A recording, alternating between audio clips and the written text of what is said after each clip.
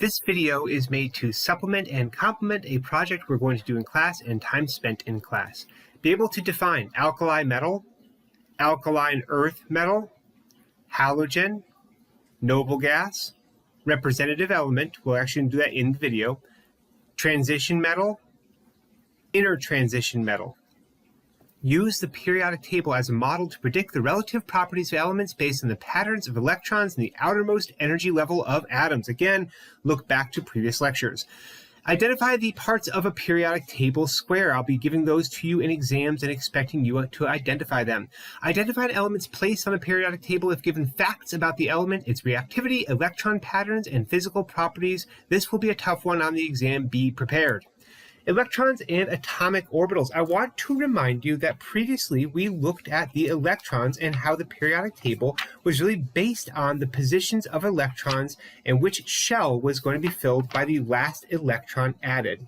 This is probably where you remember that the alkali metals had the s orbital with a single electron, the alkali earth metals had an s orbital with 2 electrons, and that many of the nonmetals and metalloids had between 1 and 5 electrons in their p orbitals, and that the noble gases had their outermost shell filled. This relates to reactivity because elements want their shells filled, so they are more likely to react in order to fill their shells with an extra electron. Periodic table squares. So this is how things are displayed in the periodic table, and C is for carbon. That's good enough for me. And that's a pretty easy one to see. You just see that little element symbol there. Then there's an element name, which is often given, but not always given, especially on tables in classrooms where people have to actually be familiar with the symbols and know the names. The molar mass, or the atomic mass, is going to be how large the average atom is. We discussed the relative abundance earlier, and we're going to look at moles later. So this is a good transition there to know the molar mass represents 2 separate things.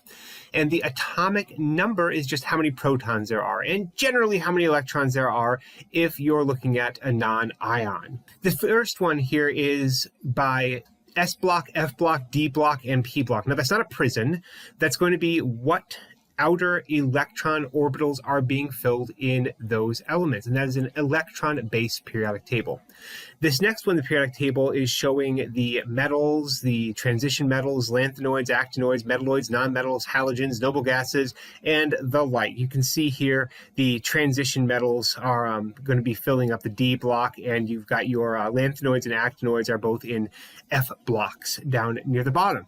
So these are different ways to draw a periodic table. They just show different things, and you can see how showing different things is kind of beneficial. You have those oxidation states, for example, which might be something you want to know, but we're not really going to deal with in this class very much. The representative elements are kind of the elements we like looking at in high school chemistry and intro chemistry in college. They have a large range of chemical properties, so they react very obviously, and they have a wide range of physical properties, so you can really see the differences between these. So we're going to spend most of our time in class looking at those green ones right there, the representative elements. You can also see the noble gases there, which are sometimes considered representative.